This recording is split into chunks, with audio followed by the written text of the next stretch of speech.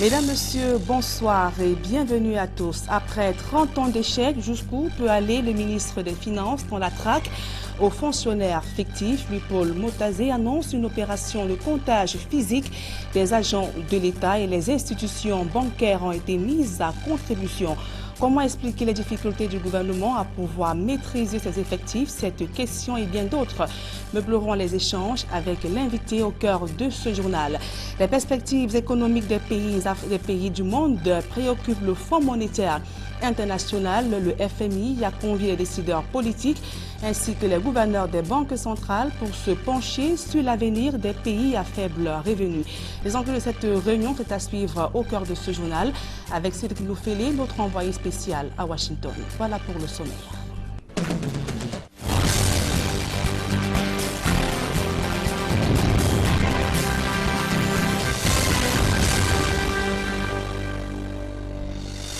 Mesdames, Messieurs, une fois encore, bonsoir et bienvenue au journal. Je vous le disais en titre, les institutions bancaires promettent leur soutien sans faille à l'opération de comptage physique des agents de l'État. L'opération que vient de lancer le ministre des Finances vise à débusquer les fonctionnaires fictifs qui continuent d'émager dans le budget de l'État et ce qui fait perdre d'ailleurs des milliards de francs CFA à l'État chaque année. Marcelin Gansop et Emmanuel Diop. 3 mois dédiés au comptage physique des personnels de l'État. L'opération que vient de lancer le ministère des Finances fait jaser environ 10 ans après la dernière. Les agences bancaires, déjà parées pour la matérialisation de cette action gouvernementale, promettent un appui sans faille. Sur le terrain, ils vont nous apporter les affiches, les flyers, et on pourra les accompagner aussi dans le cadre explicatif au moment de l'effectivité du comptage. Sur le plan de la logistique, les points de comptage ont été définis en tenant compte des effectifs par zone. En moyenne 1500, dont la logistique veut dire apporter une table, une chaise, une tente. Nous sommes en saison de pluie. Le comptage physique, qui commence ce mois d'avril, est favorablement accueilli par les établissements bancaires, dès lors qu'ils se disent également préoccupés, autant que le gouvernement, par la rationalisation de la dépense salariale de l'État. Nous tenons un fichier global des agents publics domiciliés dans nos livres. D'ailleurs, c'est sur la base de ce fichier qu'à la fin du mois se fait la paye de ces agents publics. De manière formelle, la banque a une obligation, si elle reçoit l'information qu'un agent public est décédé, d'informer effectivement le ministère des Finances. On peut avoir effectivement des salaires qui arrivent et on se rend compte effectivement que le client, après un certain nombre de mois, ne touche pas son salaire. Donc nous procédons à des investigations en interne et nous avons l'obligation du retour des fonds auprès du ministère des Finances. L'opération similaire, conduite il y a une dizaine d'années, avait permis de débusquer quelques 4255 agents publics fictifs pour une économie budgétaire de l'ordre de 9,7 milliards de francs CFA par an. Des données publiées avec assurance par le directeur général du budget au ministère des Finances. Sauf qu'entre-temps, le phénomène a certainement pris de l'ampleur devant la faiblesse des systèmes tels que Antilope, CIGIPES et autres. À ce jour, le fichier solde de l'État affiche quelques 320 000 agents publics. Le comptage physique, qui va durer 3 mois, ambitionne d'éliminer les intrus, afin que seuls ceux qui ont voix au chapitre émargent désormais au budget de l'État. Les agents publics visés sont attendus à la caisse des établissements bancaires, munis d'une demi-photo, des photocopies de la CNI, des actes de recrutement et d'avancement, de l'attestation de présence effective au service et le cas échéant de l'acte de nomination, en espérant que les fruits tiendront la promesse des fleurs. Et comment expliquer les difficultés de l'État à pouvoir maîtriser ses effectifs? Et je reçois donc sur ce plateau Maître Emmanuel Pincy. Il est avocat au barreau du Cameroun et cadre militant du RDPC. Merci de bonsoir et merci d'être venu. Merci de m'avoir invité. Et je dis bonsoir à vos millions de téléspectateurs. Alors, vous avez suivi tout à l'heure dans le reportage de Marcelin Gansop, Louis-Paul Motazé. Le ministre des Finances vient de lancer la traque contre les agents fictifs de l'État. Une opération de comptage physique du personnel doit donc démarrer d'ici quelques jours. Alors, quel crédit accordez-vous à cette nouvelle opération, sachant que par le passé, plusieurs actions ont été menées mais n'ont pas porté de fruits? Bon, je ne suis pas certain que ça n'ait pas porté des fruits. Je crois que l'une des grandes opérations était en 2006, et dans laquelle on avait trouvé déjà qu'il y avait à peu près 65 ou 66 000 fonctionnaires. On se rend compte qu'aujourd'hui, les chiffres ont plus que doublé en tant que nombre de fonctionnaires, et on ne sait pas d'où sort cette population-là, et que Motazé, que moi je trouve être un excellent ministre, a voulu faire d'abord du cost killing. C'est une façon pour le nouveau ministre d'imprimer ses marques dans ce nouveau département ministériel. Et d'ailleurs, je dois vous dire que la Banque mondiale, ça fait partie d'une des exigences de la Banque mondiale qui veut apporter un appui financier à l'État du Cameroun. Cet appui financier était d'environ 400 milliards et que plus de la moitié de cette somme a déjà été remise au Cameroun en appui au budget du Cameroun. Or, ce qui est en train de se passer, c'est que ça fait partie des exigences, c'est-à-dire ce comptage des fonctionnaires, parce que vous avez un certain nombre de personnes. Moi, je connais des gens qui vivent à Paris, qui continuent toujours à percevoir leur argent, qui donnent des procurations à tel, etc. Il y a même d'autres qui sont au Gabon, à gauche et à droite. Il y a maintenant même des gens qui sont morts. Il y a même d'autres personnes, on sait d'où ils sortent, qui perçoivent de l'argent de l'État. Ça, c'est un détournement de deniers publics. Et que quand Motazé veut le faire, je pense que il veut, d'abord, c'est une des prescriptions du chef de l'État. Et c'est quelqu'un qui a travaillé, vous savez, il était directeur commercial à Cameroun Airlines, puis il a été à la CNPS, et partout où il est passé, il est crédité d'un bon bilan. Et ce qu'il veut, là, c'est tout simplement qu'on sache combien il y a de personnel, parce que ça coûte énormément cher. Je pense que le montant, ça dépasse les 1000 milliards. Et que ce n'est pas possible. Maître Percy, tout à l'heure, vous avez fait savoir qu'il y a des personnes mortes, toujours, qui émargent également, des personnes à l'étranger. Est-ce que, selon vous, il n'y aurait pas des forces tapis dans l'ombre qui contribuent à faire persister ce phénomène? Je crois que c'est un circuit qui est bien organisé, puisqu'il y a un personnel qui paye.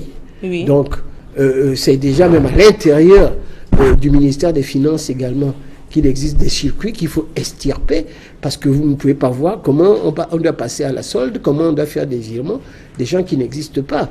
Et c'est ça ce que veut dire Motazé. Et je crois que d'ailleurs l'opération qu'est en train de demander le ministre Motazé, et que j'approuve, est de faire en sorte que même jusque dans les aéroports, on puisse traquer les gens pour que ces personnes-là ne puissent pas venir prendre l'avion pour venir percevoir de l'argent. Oui, il faut faire cette opération-là pour assainir les finances publiques du Cameroun. Mais je dois dire également ceci.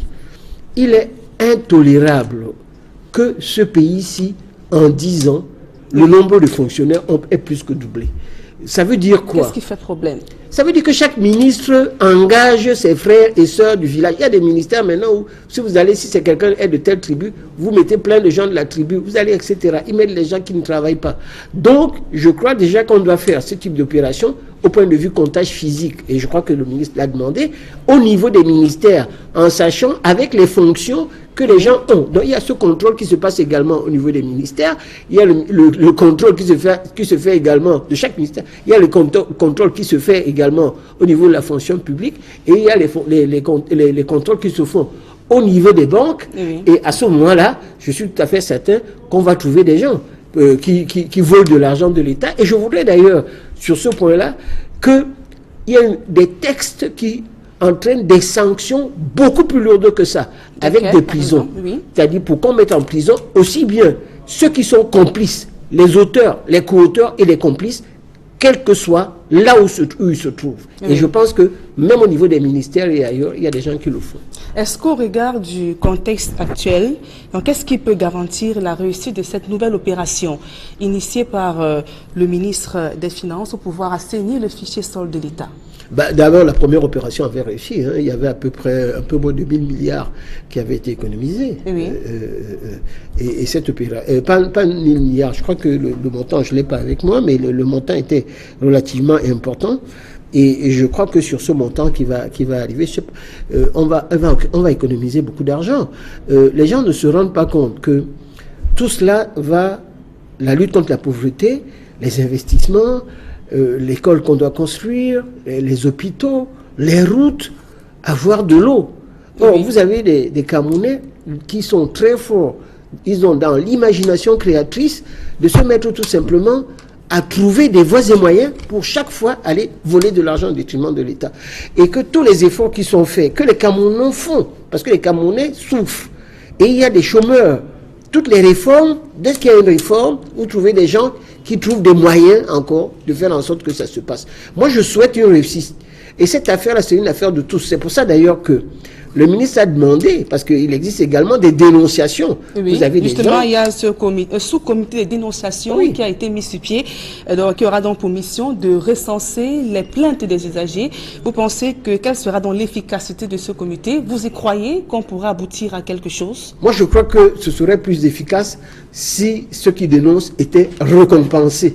C'est-à-dire qu'ils avaient la possibilité également de recevoir un peu d'argent. Oui. Parce que si vous demandez à quelqu'un de dénoncer, le Camerounais va dire je vais dénoncer, je gagne quoi? Oui. Il faudrait qu'on trouve des voies et moyens, qu'on trouve une temps pour que ça existe en droit américain. C'est-à-dire, lorsqu'il y a une procédure et que vous venez donner des pièces et des documents qui sont de nature à faire en sorte que l'État gagne de l'argent, on vous donne de l'argent. Mais est-ce qu'il n'y aura pas peut-être des représailles à la longue? À l'encontre de qui? Des membres de ce sous-comité de dénonciation. Bien que l'opération sera de façon anonyme. Oui, d'abord c'est anonyme. Et puis, d'abord ça doit être anonyme pour protéger les gens. Oui. Et puis, c'est ce qu'il faudrait faire. Et lorsqu'on va le faire, à ce moment-là, on va procéder à des enquêtes. Parce que les enquêtes vont se faire. Donc, ce n'est pas que vous dénoncez et on va... couper les fonds, on va plus faire des virements. Lorsqu'on va dénoncer, et je pense que c'est une bonne chose, il faudrait, à mon avis, pour que ce soit efficace, que les gens qui dénoncent, et quand on fait enquête et qu'on arrive à trouver une solution, qu'ils aient une petite gratification. C'est là où ça serait efficace. Aux États-Unis, ça a apporté ses preuves dans plusieurs affaires très importantes où le parquet n'arrivait pas à trouver une solution.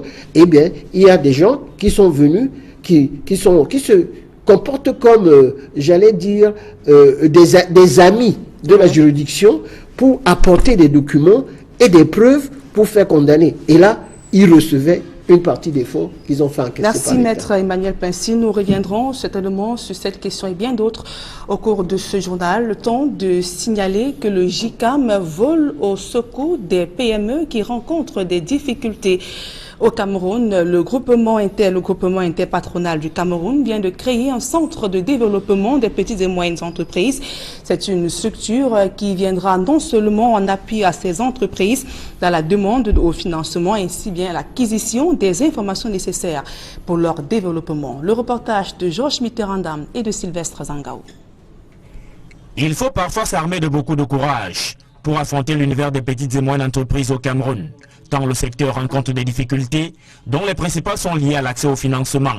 Le JICAM a donc décidé de venir à leur secours en créant le centre de développement des PME. L'apport de ce centre sera principalement de venir proposer des solutions aux problèmes qui ont été identifiés.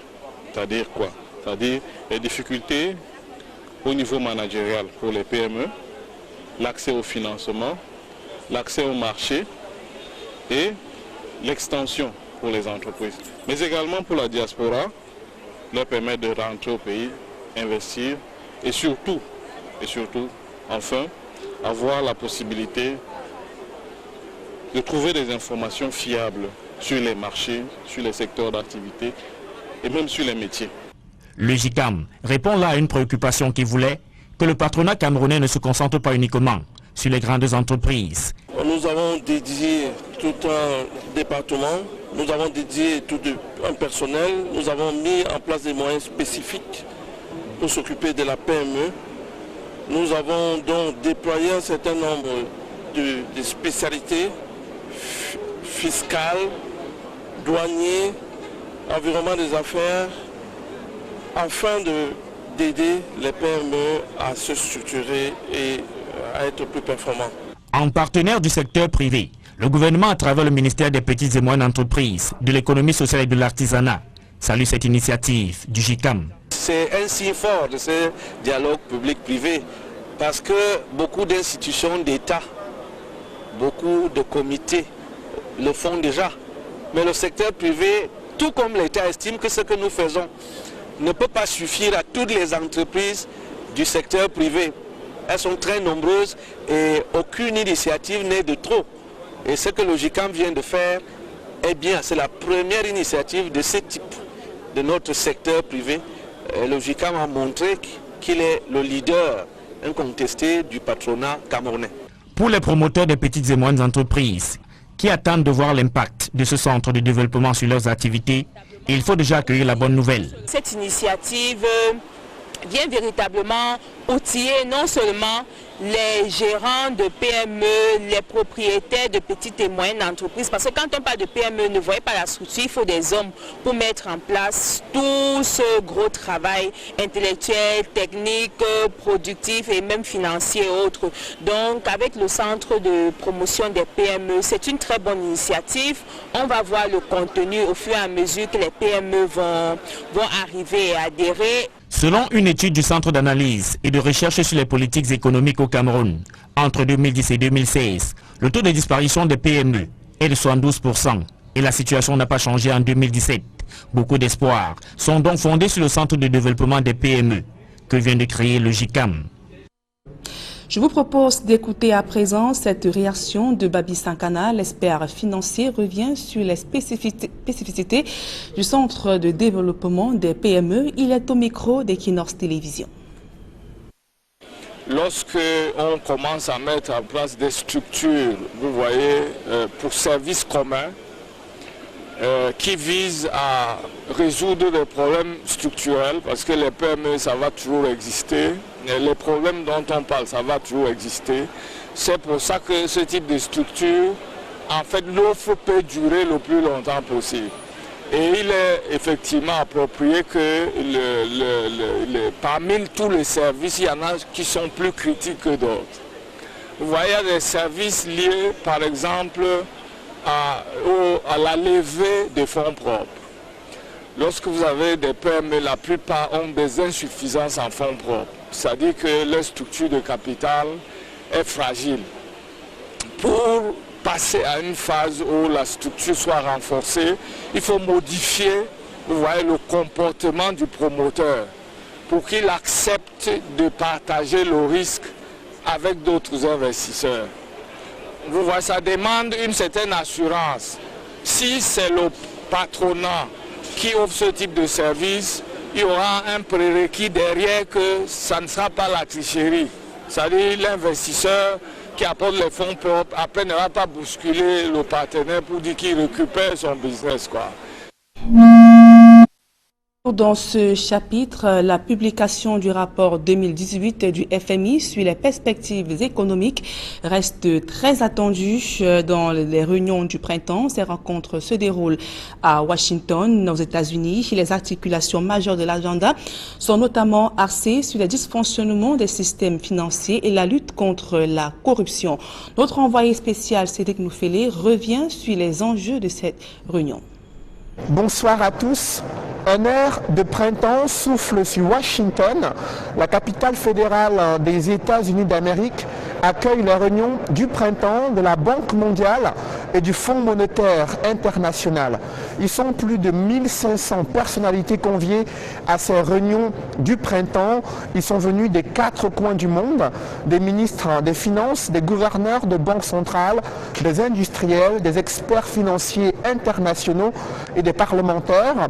Ils doivent discuter et analyser les causes profondes du ralentissement de la croissance économique mondiale, les difficultés que rencontrent des pays à faible revenu, des pays confrontés à des multiples crises économiques depuis 2014, l'épineuse question de la corruption et la réduction de la pauvreté sont également inscrits au programme de ces réunions du printemps du FMI et la Banque mondiale. Les perspectives économiques mondiales doivent être présentées durant cette semaine dans un rapport 2018 du FMI. C'est l'une des conférences les plus attendues ici à la direction générale du Fonds monétaire international à Washington. Au-delà de la réunion des ministres des Finances des 20 pays les plus industrialisés, il y a l'épineuse question de la corruption qui préoccupe également les experts financiers internationaux, le FMI qui suit de près l'engagement et l'ambition des pays d'Afrique de l'Ouest de créer une nouvelle monnaie. Et Christine Lagarde, la directrice générale du FMI, doit intervenir durant cette semaine sur l'économie numérique et les enjeux de la digitalisation. La directrice générale du FMI également engagée dans la promotion des femmes entrepreneurs. Autre préoccupation majeure pour les pays d'Afrique subsaharienne, ce sont les programmes de redressement économique conclus avec le FMI.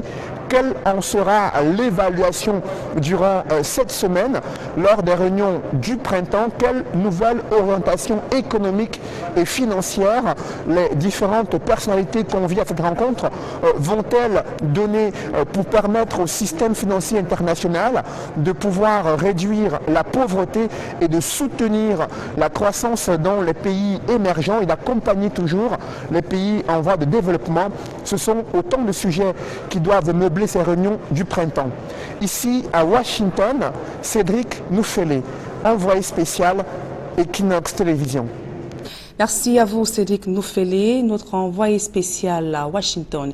Et le difficile accès au financement freine l'essor des PME au Cameroun. Les responsables d'établissements financiers font savoir que plusieurs projets sont peu porteurs et manquent de garanties suffisantes. La deuxième édition de la Pan-African Project Management, tenue tout récemment, a permis de lever un pan de voile sur cette question. Reportage.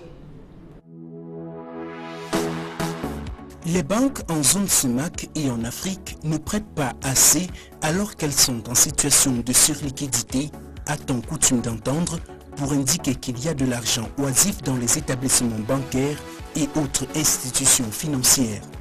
Un mythe de la surliquidité bancaire qui persiste depuis des années.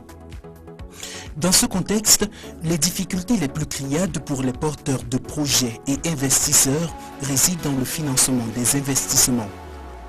Ces projets requièrent des financements de longue durée qui ne sont pas facilement mobilisables du fait des risques importants associés. De fait, l'accès au financement des investissements, qui plus est pour les PME, apparaît alors comme une véritable gageure quand on sait que même en situation de surliquidité, les banques sont réticentes. Une réticence qui plombe le développement des PME, mais qui, de l'avis de la quasi-totalité des experts, se justifie par la faible structuration de ces entreprises ou de leurs projets d'investissement.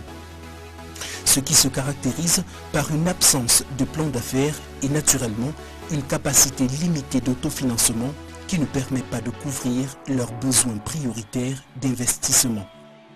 Sachez que personne ne fait un projet pour perdre. Il est très important de comprendre que pour les financiers, quels qu'ils soient, les banques commerciales, les banques de développement, le document de base qu'ils ont, n'est-ce pas, c'est l'étude de faisabilité, c'est le business plan, c'est-à-dire c'est le rapport bancable qui doit leur apporter les réponses nécessaires, n'est-ce pas, pour apaiser les réponses relatives aux risques qui entourent le projet. Très souvent, on prend son projet, on la met sur le banquier, mais le banquier ne pouvant pas, en fait, ne pouvant pas voir comment vous allez gérer les éléments de risque, seulement ne finance pas. Bon, vous parlez du contexte de surliquidité. Il peut être en situation de surliquidité, mais si vous lui apportez un projet auquel il ne comprend rien, notamment en termes, n'est-ce pas, d'asymétrie d'information, il ne le fera pas. Une première explication peut être pour certains promoteurs qui n'expliquent pas le paradoxe qui existe dans certains cas entre l'oisiveté des ressources financières dans les coffres des banques et institutions financières et l'absence ou la rareté de financement dont souffrent les PME. Plusieurs entrepreneurs évoquent leur incapacité à fournir des garanties jugées onéreuses que leur réclament les banques. Or, ces mêmes entrepreneurs ne mettent pas toujours en avant l'importance de bons dossiers d'investissement, des dossiers bancables. Du côté des banques, on est formel. Si l'activité et sa rentabilité sont assurées, le projet est bancable et les garanties ne viennent qu'en seconde position. À African First Bank Cameroun, nous parlons de l'Afrique, je vais donner l'exemple du Cameroun, nous avons un portefeuille crédit, un encours de crédit de 623 milliards. La dernière chose qu'on regarde, c'est la garantie. Nous ne finançons pas des garanties, nous finançons l'activité. La première garantie, c'est l'activité. Si donc les banques financent l'activité ou les bons projets et non la garantie, force est donc de constater que leur réticence à l'ouverture de lignes de crédit pour les PME est due à autre chose, certainement à la structure et le montage du projet tel que présenté par le porteur. La mauvaise préparation des projets et qui fait que d'une part, les gens qui ont l'argent, c'est-à-dire les banquiers, ont les ressources et ils se plaignent qu'il n'y a pas de bons projets, c'est-à-dire des projets bancables. Et en même temps, ceux qui portent les projets, ceux qui sont les promoteurs, ont aussi la difficulté à amener des projets que les banquiers acceptent. Vous voyez, donc il y a un gap entre ceux qui ont l'argent, qui sont prêts à le mettre pour les projets, et ceux qui sont promoteurs des projets. C'est donc pour résoudre le problème structurel du nombre très limité et insuffisant de projets bancables ou prêts à être financés qui soient structurés aux meilleurs standards de viabilité économique que se tienne à Yaoundé au Cameroun du 23 au 25 mai la deuxième édition de la Pan-African PMC sous le thème « Réussir la préparation des projets bancables en Afrique ». La première édition, c'était général. Parler du management de projets en Afrique globalement. Maintenant, pour cette année 2018, on a donc choisi un problème particulier qui mine un peu, si vous voulez, l'investissement en Afrique. Techniquement, donc, nous avons opté pour résoudre ce problème en organisant cette conférence qui est donc consacrée au succès de la préparation des projets qui soient bancables. C'est pour ça qu'on a focalisé un peu le sujet dessus. Donc il s'agit en fait de clarifier le processus de préparation des projets, de le rendre maîtrisable, de l'idée, donc définition du projet, jusqu'au closing financier, c'est-à-dire où les banquiers ont tout accepté, ils sont prêts à mettre l'argent. Cette conférence est importante parce qu'elle va probablement aboutir à obliger, c'est-à-dire à créer un cadre institutionnel, probablement un cadre législatif qui obligera les porteurs de projets à passer par des professionnels qui sont susceptibles, n'est-ce pas, de les aider à créer, à construire des rapports bancables. Et à ce moment-là, on réduira ce que j'appelle la symétrie d'information, c'est-à-dire le gap d'information entre les prêteurs et les porteurs de projets. La deuxième édition de la Pan-African PMC s'annonce par conséquent novatrice avec une vingtaine d'experts en provenance du monde entier qui édifieront près de 1000 participants et 800 délégués sur 16 thématiques qui résumeront le cycle complet d'un projet qui se veut bancable. Il s'agit de manière générale de vous offrir toutes les clés de succès qui vous permettront de rendre votre projet bancable et de le monter en toute sérénité avec la garantie de sa rentabilité.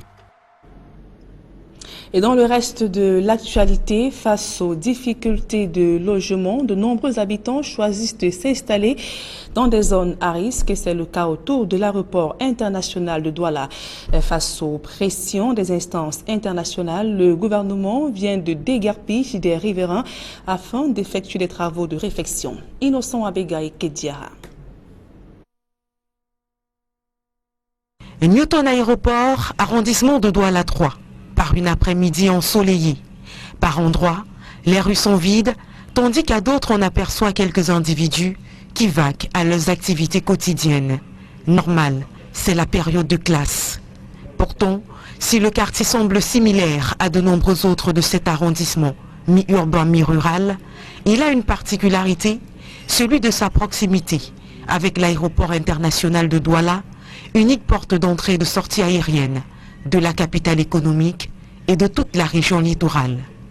Dans les profondeurs de ce quartier populeux, nous sommes allés à la rencontre des riverains pour toucher du doigt un quotidien que le voisinage qualifie de risqué. Nous vivons ici sans souci aucun, parce que sincèrement, la voie de l'avion, ça sort de l'autre côté, de l'est, et ça va à l'ouest. Nous qui sommes ici, il y a même les avions qui atterrissent, on ne sent même pas le moindre bruit, à moins qu'on peut-être qu'on est au bord de la route, on voit comment ça atterrit, on voit comment ça pense qu'on envole. Rien de dangereux en somme, nous attestent ces riverains qui ont fini par s'habituer à la grosse perturbation sonore produite par les avions. Avant, il y avait les gros avions, les Boeing 747. Quand la Boeing passait, tu entendais comment les maisons faisaient le bruit. Ça ne nous a pas effrayés. Aujourd'hui qu'il n'y a plus des avions, les petits avions des taxis là, comment ça peut nous effrayer? C'était pas la même chose. C'était un peu difficile, il fallait de temps en temps se réveiller. On pensait que notre maison devait s'écrouler ou l'avion tombait sur nous. Aujourd'hui, près de 30 années plus tard, le bruit est toujours là, mais on a fini à force par ne plus l'entendre. Même pour les plus jeunes, ces gigantesques oiseaux mécaniques se sont transformés en objet de jeu. Le bruit, plutôt quand ils entendent l'avion passer, ils crient l'avion, l'avion, l'avion, l'avion. Donc ils sont fiers de cet avion. Ils naissent avec le bruit, ils grandissent avec ce bruit. Donc ils sont habitués, ils sont à l'aise. Risque de santé, je vous jure que même si c'est au ciel que vous allez, vous êtes malade. Vous pouvez toujours être malade. Une réalité qui ne fait pas oublier aux riverains la précarité de l'endroit, ainsi que l'insécurité sociale à laquelle ils font face au quotidien. Changer le quartier en tant que tel, oui, parce que bon, ici on n'a pas de titre foncier. Là peut-être j'irai là où j'ai une sécurité. Bon, mais dit par rapport au bruit, je préférais encore rester ici. En plus de la nuisance sonore due aux avions, il y a la violence des eaux sournoises. Le quartier étant une zone verte, les habitants sont pendant la saison de pluie confrontés aux inondations que la construction de ce drain viendra certainement réduire. Mais en attendant les travaux de la communauté urbaine, on continue de vivre, ici comme ailleurs, de façon assez paisible. De ce côté, nous avons l'aéroport international de Douala dans toute sa magnificence, avec tout ce qui s'y dégage en termes de bruit lié au vombrissement de moteurs d'avions qui atterrissent et décollent en permanence. Pourtant, les populations ont su être dans un état d'harmonie totale avec ces bruits. Elles se sont, comme qui dirait, habituées. Et à l'idée de quitter ce quartier, la réponse est tout de suite non. Pour Equinox Télévision, depuis l'aéroport international de Douala, nous sommes Innocent Abega et Kintiaha. Dans le panier de la ménagère, la tomate se fait de plus en plus rare. C'est que depuis quelques semaines, cette denrée a connu une flambée des prix et sur les raisons de cette surenchère, les acteurs de la chaîne de production dénoncent la présence des commerçants étrangers dans les principaux bassins agricoles. Conséquence, la tomate se vend à prix d'or. Innocent Abega et Gladys Sidi. 10 000, 11 000, voire 12 000 francs CFA. Les sommes à débourser pour un cajot de tomates actuellement sur le marché. Pourtant, il y a à peine 3 mois, le même cajot de tomates s'arrachait parce qu'il coûtait entre 2 500 et 3 000 francs CFA. Comment justifier l'inflation observée actuellement sur le marché du gros et du détail? Présentement, il y a trop des étrangers. Avant, il y avait la fermeture des frontières. Comme on a ouvert toutes les frontières, les étrangers sont présentement à l'ouest. Ils achètent plutôt dans les champs. Voilà pourquoi la tomate est chère. Quand les frontières étaient fermées, on vendait la tomate à 2 500, 3 000 francs. Tout le monde était satisfait. Mais comme on a déjà ouvert les frontières, dis-moi alors comment on ne doit pas vendre cher. On est dans le besoin, mais on ne trouve même pas.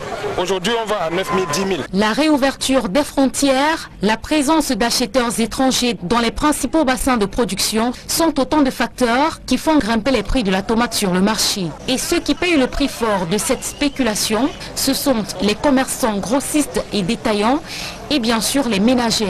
8 tomates là c'est 350, 3 à 1000 francs. Et ici c'est 8 tomates à 500.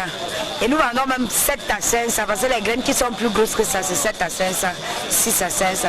Parce que dans le panier quand nous achetons déjà la tomate à 12 000, ça veut dire que les fruits s'y débordent déjà 50 francs. Donc nous achetons déjà à 75. C'est la raison pour laquelle sur le marché on ne peut pas vendre les tomates à 100 francs et 200. Voilà pourquoi nous avons annulé les tas de 100 francs et les tas de 200. La tomate commence à partir de 350 à 500. À plus forte raison, il y a même les tas de 1000 francs. Les ménagers trouvent ça cher, mais nous n'avons pas de choix.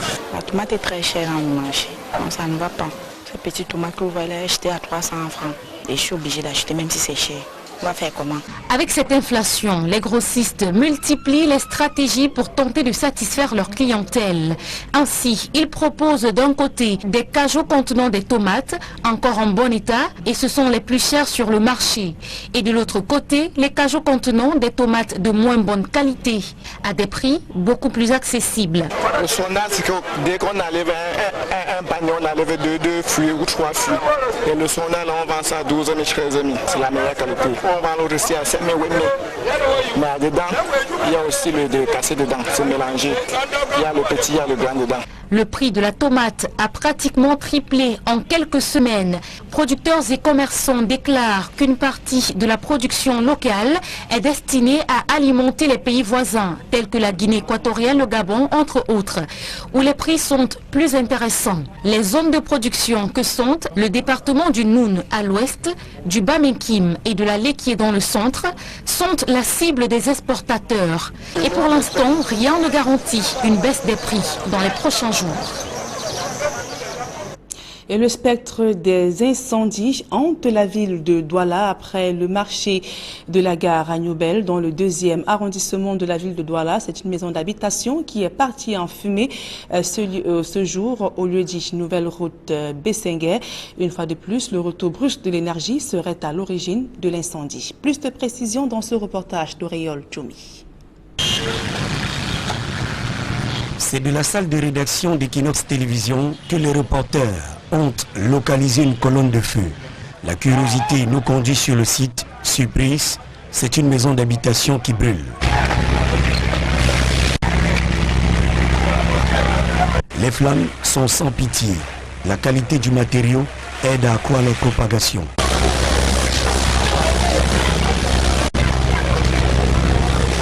Une septuagénaire, déjà emmenée à l'hôpital, a failli faire les frais de cet incendie, comme le raconte sa fille.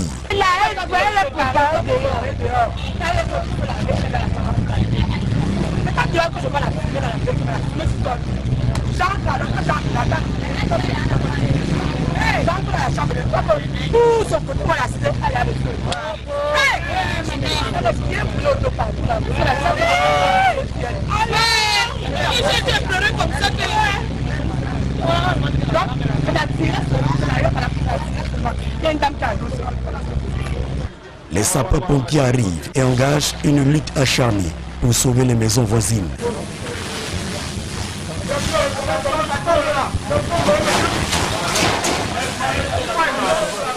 Juste derrière la maison en feu, un garage automobile, des roues, des véhicules à essence et gasoil, une grave menace plane sur le secteur. Mais l'expérience des sapeurs-pompiers joue contre le feu.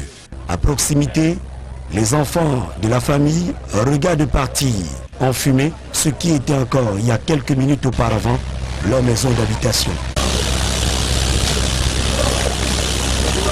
Pour sécuriser le matériel et les soldats du feu, les éléments de la gendarmerie nationale veillent au grain. Dans le voisinage, l'électricité est pointée du doigt comme le grand coupable de cet incendie.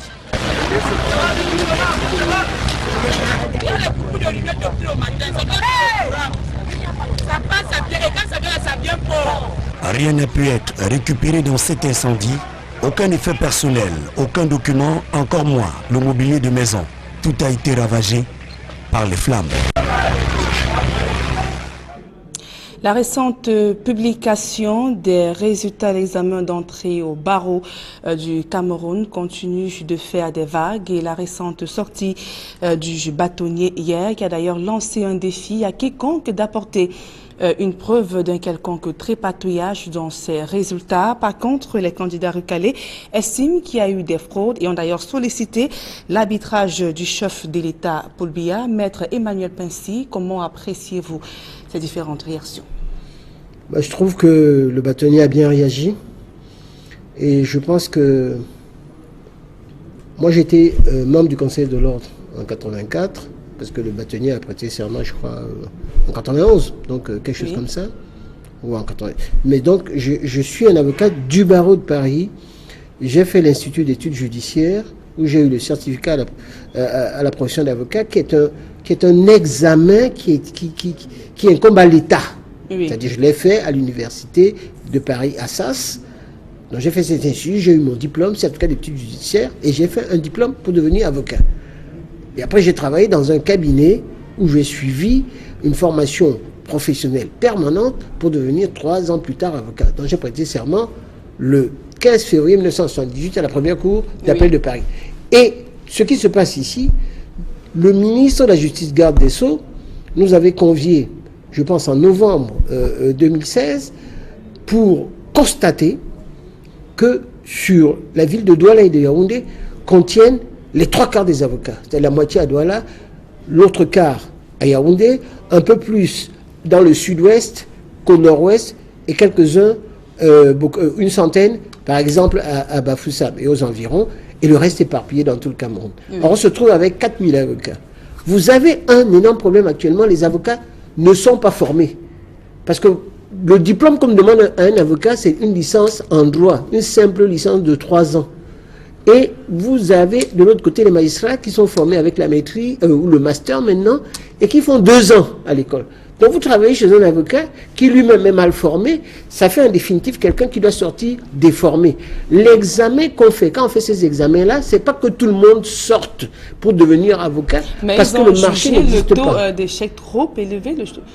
Mais il faut qu'il soit bon. On ne peut pas mettre sur le marché des gens qui sont incapables de pouvoir renseigner un client. Je peux vous dire des justiciables quand on les envoie. Est-ce que ces gens savent ce que c'est que des contrats innommés?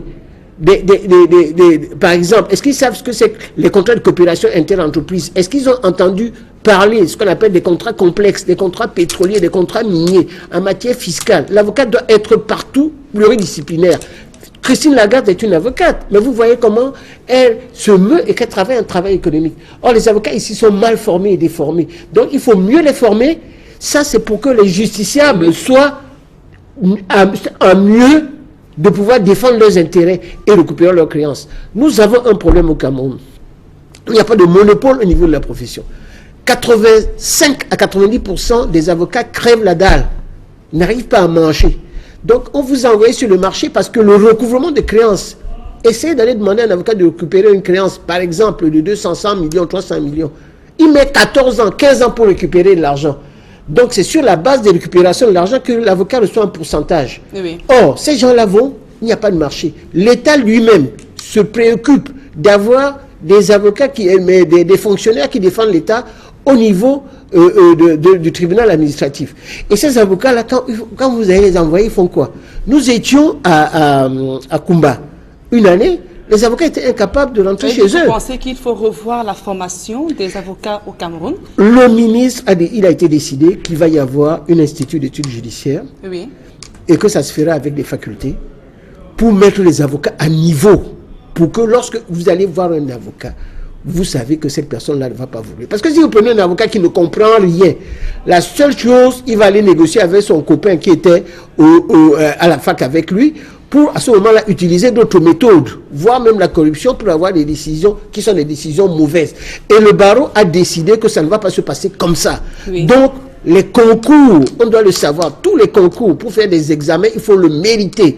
Et ça, c'est pour les justiciables. On ne va pas mettre dans la rue des avocats qui n'auront pas de quoi manger, qui vont rouler les clients, qui vont avoir des mauvaises affaires. Alors, en même temps, je crois que c'est une faute disciplinaire. Moi, j'étais membre du Conseil de l'ordre. Oui. Quand les avocats se mettent à dire des choses qui sont inacceptables, parce que c'est un examen qui est préparé par le ministère, c'est le ministère qui l'organise, qui a des tripatouages et des tricheries.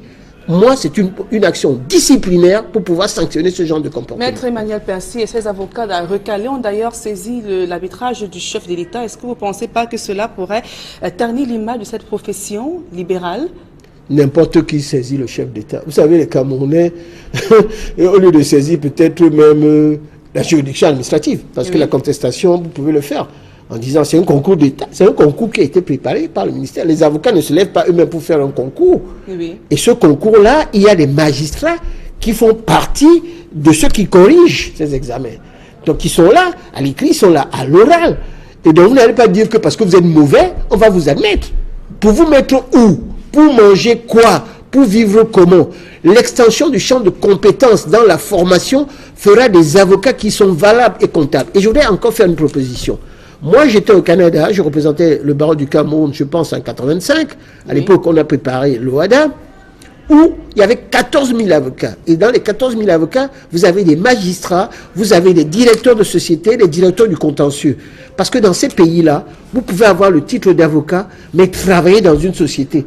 Et quand vous travaillez dans cette société-là, vous cotisez, vous êtes astreint à la déontologie, c'est-à-dire vous n'allez pas voler, vous n'allez pas tricher, sinon on peut vous sanctionner comme avocat. Donc, nous devons aller sur ce point-là. Il n'y a pas de notaire avocat aux États-Unis, c'est les avocats qui font tout. D'ailleurs, c'est pour ça que dans le sud-est et le nord-ouest, quand l'État a voulu faire en sorte que on supprime la fonction de notaire aux avocats, ils ont dit non. Donc, l'extension du champ de compétences, ce qui est très important, c'est que ces jeunes hommes-là, il faudrait qu'ils travaillent encore beaucoup plus. Et lorsqu'ils l'auront fait, moi, au bout de 40 ans, je vais encore dans les séminaires et j'apprends tous les jours. 10 heures par jour, je travaille et j'essaie de me former, d'être toujours à hauteur et à niveau. Et c'est comme ça qu'on devient un bon avocat. C'est pas en allant écrire au président de la République. Le président de la République, vraiment, il a déjà trop de choses à faire. Vous voulez le taux de travail, là, il ne va pas regarder. Il va l'envoyer ça au ministre de la Justice, qui lui-même, parce que là, vous accusez de tricherie, les magistrats, le Conseil de l'ordre, et là, vous êtes sanctionné. Merci, Maître Emmanuel Pincy, d'être venu. C'est moi qui vous remercie. Mesdames, Messieurs, c'est la fin de ce journal. Merci pour votre aimable attention à suivre tout juste après votre émission Parole de femmes avec Julingue Nyondi.